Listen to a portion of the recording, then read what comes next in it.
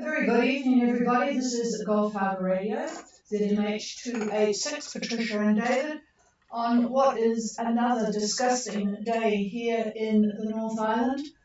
Pretty much everywhere in the North Island, I would imagine.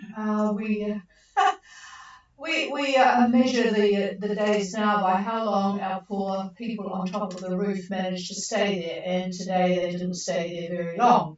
It's 20 knots from the west at the moment. It's sort of been gusting up to 30.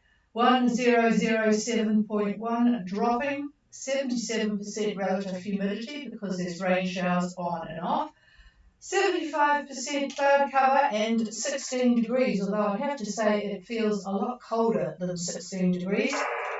Must be that a westerly wind with a bit of south in it, actually. But it's not stopping people going places in the islands. I've seen quite a few blocks of boats on passage. We've got some about halfway between the Cooks and Niue. There's some about to get into northern Tonga. Quite a few on the way from Tonga to Fiji, and even more on the way from Fiji to Vanuatu. And New Caledonia is starting to fill up now. It was quite empty at the start of the season, but filling up. But boy, the winds are quite strong between Fiji and Vanuatu, but the ones further to the east look as if they've got very pleasant northeast conditions. So depending on where you are in the Southwest Pacific, it can vary. The boats on their way from New Cal to Australia quite early, but they are having a reasonable time of it, not too strong southeast winds there.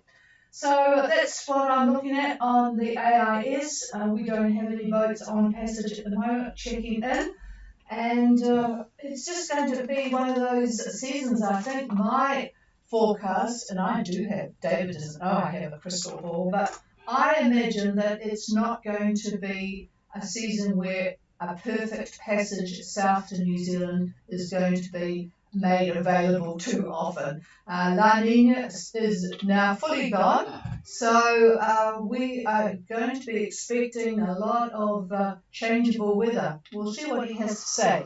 Here's David. All right, good evening. And yeah, we have a lot to say. And we're going to start off by what Patricia had about to spill the beans on, and that is El Nino is officially El Nino. We are now, according to 7 international climate models, they have all determined this to be official. So we are officially in the El Nino phase of the ENSO cycle. Now its peak looks like it's going to coincide with our southern summer, which is interesting. And I think, and also the international models think, that El Nino is going to stay with us right through the start of our winter next year. Probably the February time frame and maybe even longer. So it is going to be with us for quite a while. Now, the other thing that I wanted to talk about was basically the climate summary for spring, and particularly the month of October. And basically, what we have with El Nino is that we have highs that are further to the north than they normally are. La Nina, as an example, has the highs much further to the south than they currently are. And the lows are further to the south. And in between we have westerlies. And that is exactly what we're having here in New Zealand, and specifically Gulf Harbour Radio. And we're getting sick of them. Now, also, one other thing to talk about is the marine heat wave. That has been with us for years. And what that means is that the temperatures, surface temperatures of the water around New Zealand have been above average. And like I said, that has been with us quite a few number of years. Well, that is now changing, not changing to more average. So definitely we're seeing a climate change there, which actually is good news. We really don't want a marine heat wave surrounding New Zealand or surrounding or being in the Southwest Pacific. So for you that are looking at a passage for the month of October, we'll take a look at October very briefly and look at it by weeks. But so we are just about in week one. What day is week one? Tomorrow. Sunday. No, Saturday. Saturday. Okay, so for the first week, Sunday. we can expect that the highs are going to continue to be further to the north, and that's going to be the case for quite a while. And you can expect windy westerlies, and that is certainly going to affect basically your planning on cruising to New Zealand. And when you have westerlies that strong, sometimes you may want to look at getting a bit of westerly in your course so that you don't have headwinds when you approach New Zealand. Now, in addition to that, week one, we have currently a weak MJO, Madden Julian Oscillation. Now, you may remember, hopefully, that we've talked about that in previous sessions, and that MGO assists of the circles the globe 30 to 60 days. That's how long it takes.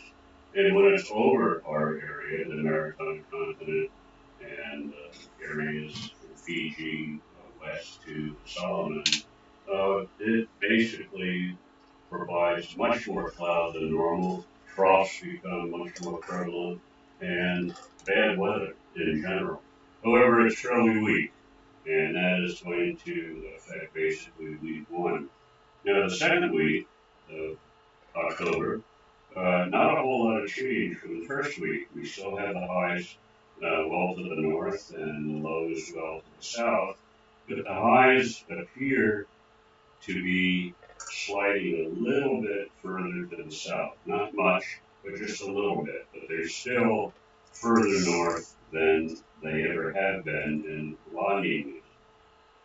Now, week three, we're going to suddenly see a fair amount of southerlies affecting New Zealand. And that basically is due to the fact that the highs are shifting just a little bit to the south. So a little bit of a change in week three. And the last week, week four, we're going to see the intertropical convergence zone, ITCZ, is going to be further south, and it's going to be stronger than it normally is. And all of that is part of what we see when we have an El Nino.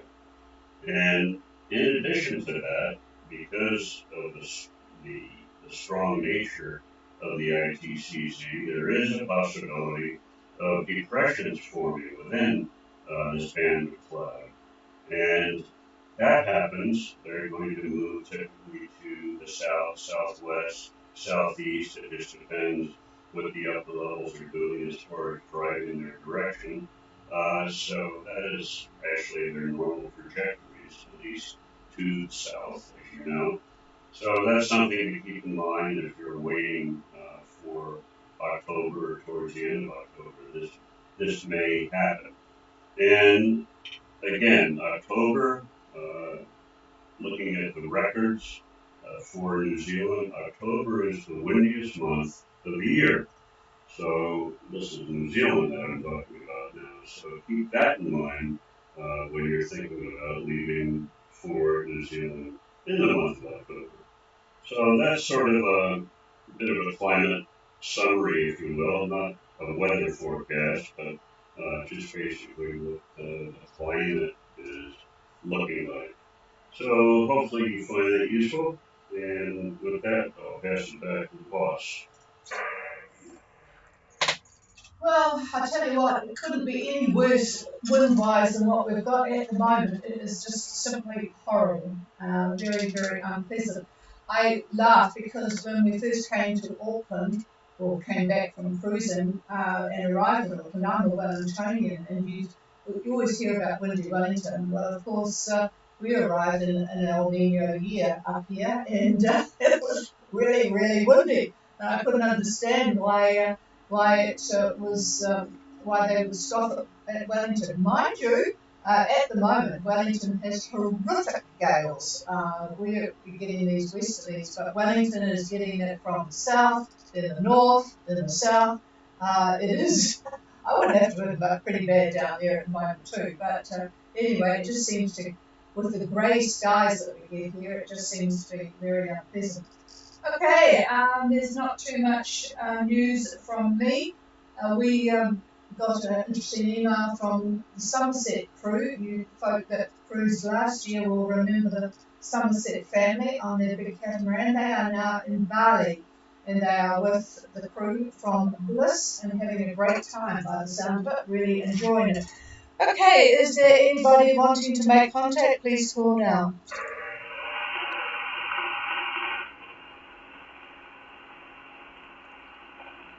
No, nothing heard. All is peaceful and quiet. I better check the propagation actually tables and just see what's going on. But at this stage, we'll certainly be sticking with the 0515 UTC.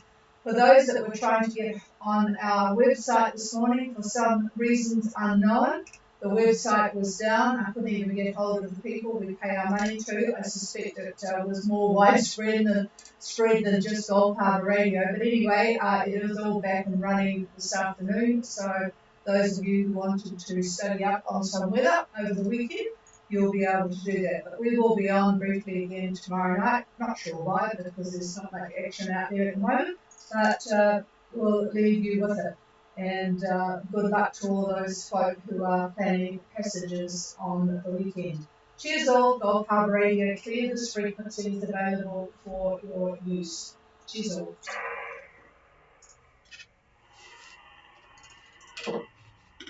Set this up here.